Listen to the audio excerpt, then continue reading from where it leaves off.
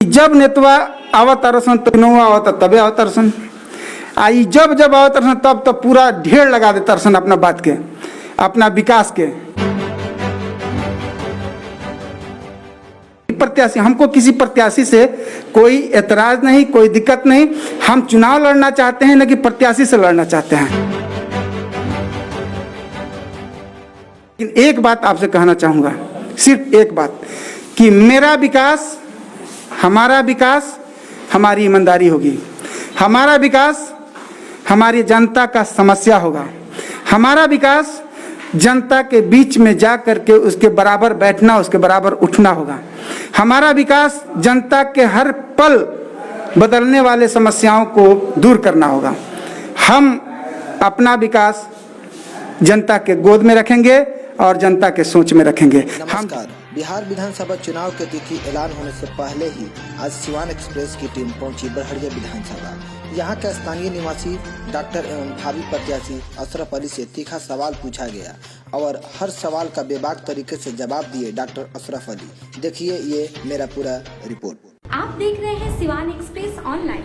लाल button दबाकर हमारे channel को सब्सक्राइब जरूर करें। हर वीडियो को सबसे पहले देखने के लिए बेल आइकन यानी कि घंटे को जरूर दबाएं। स्वागत है आपके सिवान एक्सप्रेस ऑनलाइन में और आप देख रहे हैं सिवान एक्सप्रेस ऑनलाइन। मैं हूं आपके साथ मिस्टर यूनुस।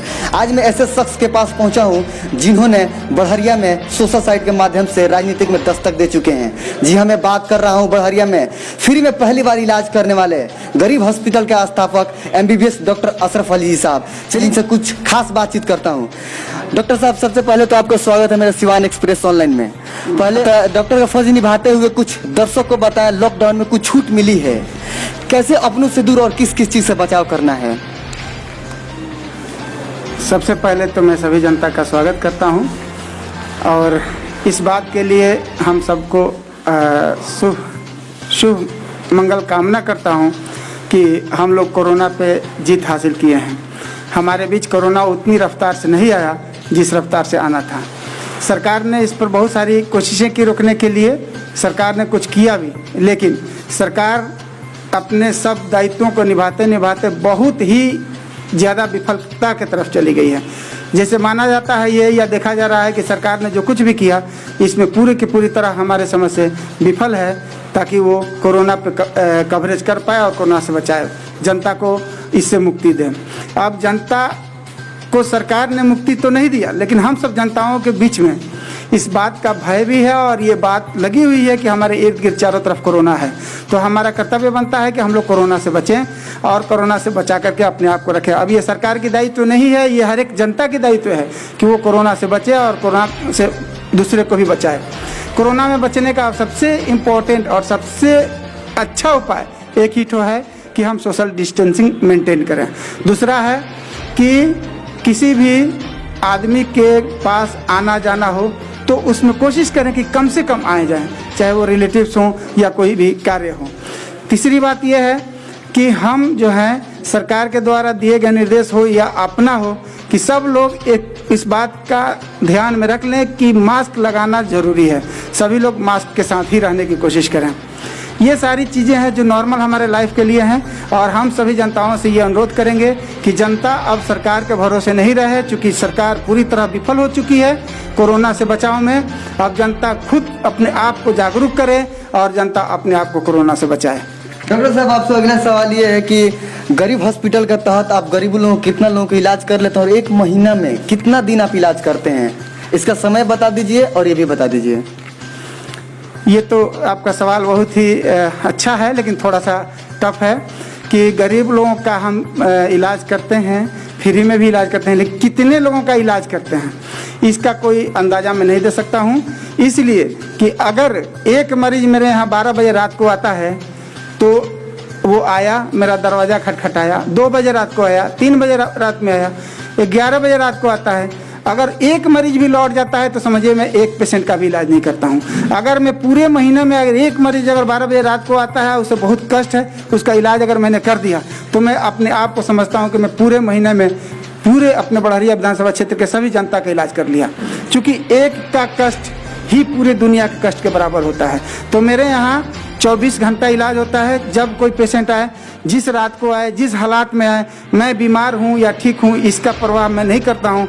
अपनी बीमारी का बोझ मैं मरीज पे नहीं देता हूँ, लेकिन हर एक हाल में मैं मरीज को देखता हूँ, रात हो या दिन हो। बस आप यूँ जानिए कि मैं अपने पूरे विधानसभा क्षेत्र के सभी लोगों का इलाज करते रहता हूँ, वो रात का बात हो या दिन का बात हो, इसकी कोई सीमा नहीं है।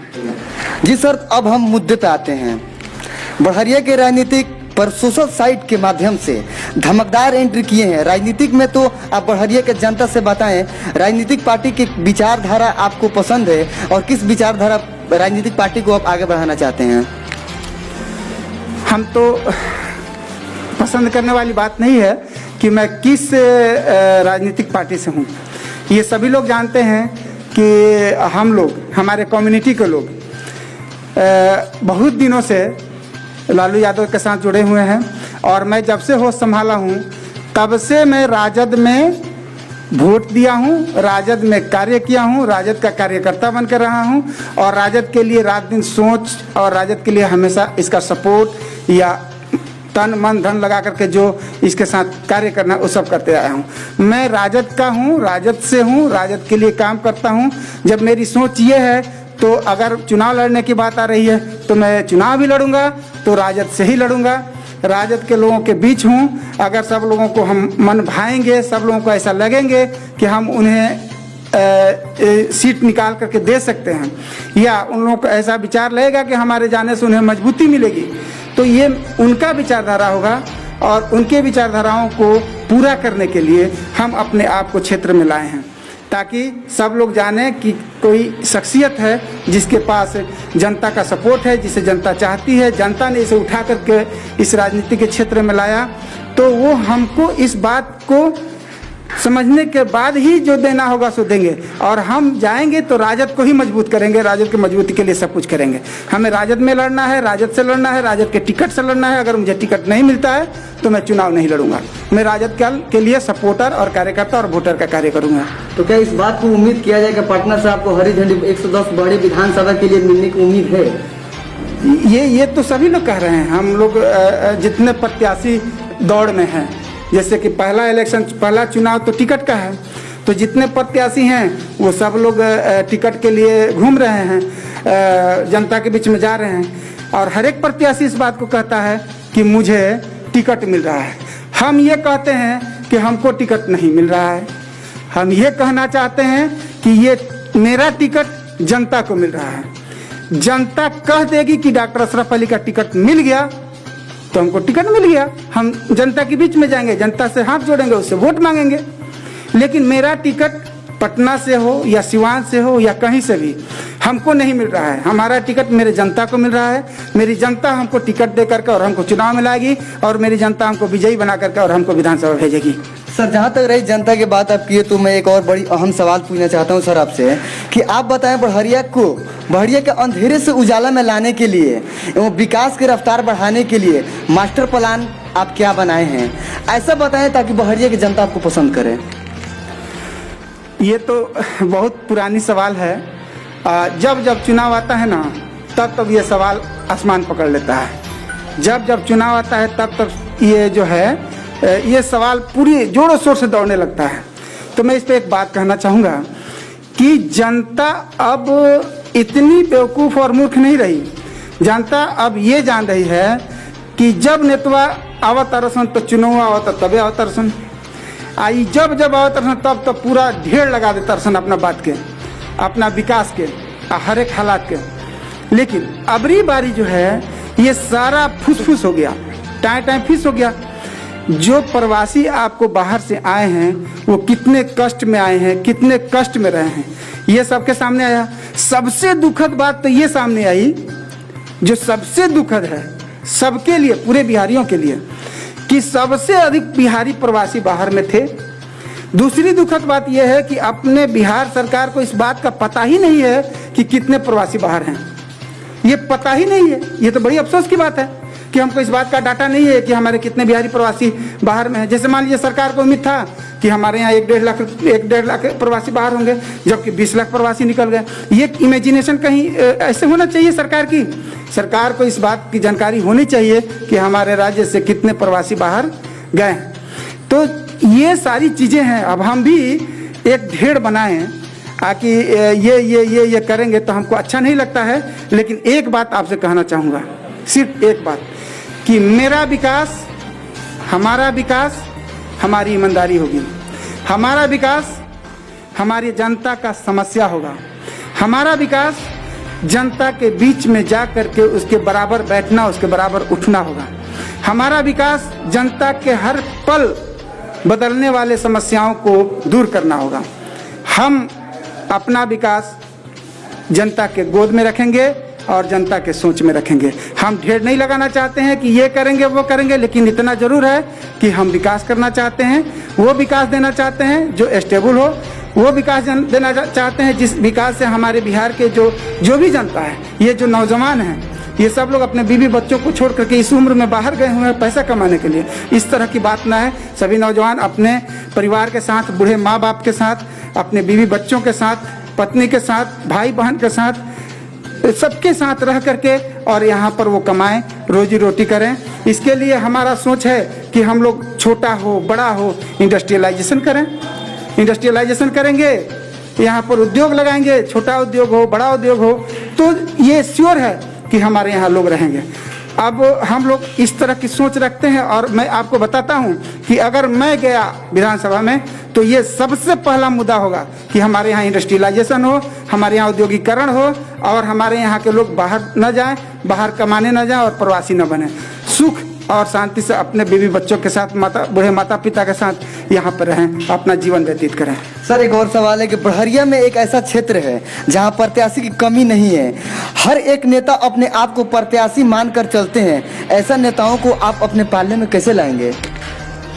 ये थोड़ी सी सवाल की सवाल है, एक ये विडंबना है सोच का। हर एक आदमी प्रत्याशी है ये हम नहीं कह सकते हैं, क्योंकि हर एक आदमी स्वतंत्र है।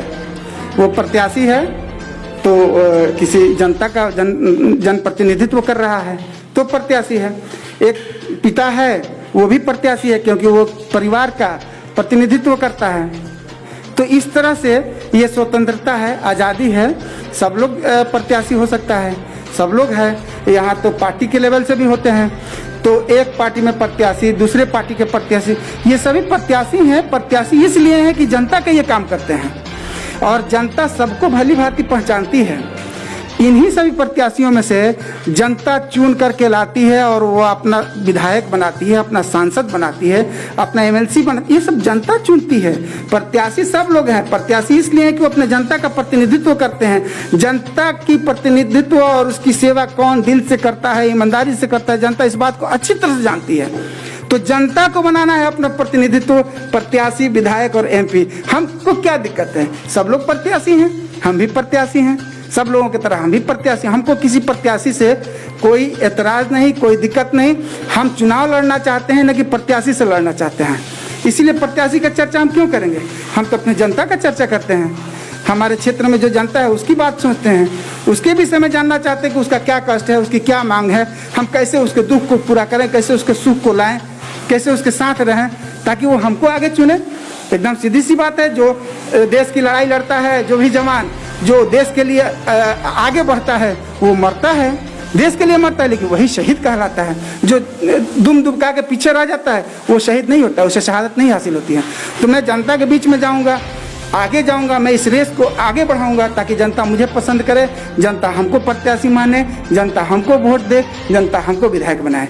ऐसे तो सब लोग प्रत्याशी हैं। सर आखिरी सवाल आपसे ये है कि आप अपना सोशल साइट खुद देखते हैं या कोई और देखता है? आपको सोशल साइट के माध्यम से कैसा रिस्पॉन्स मिल रहा है आपको?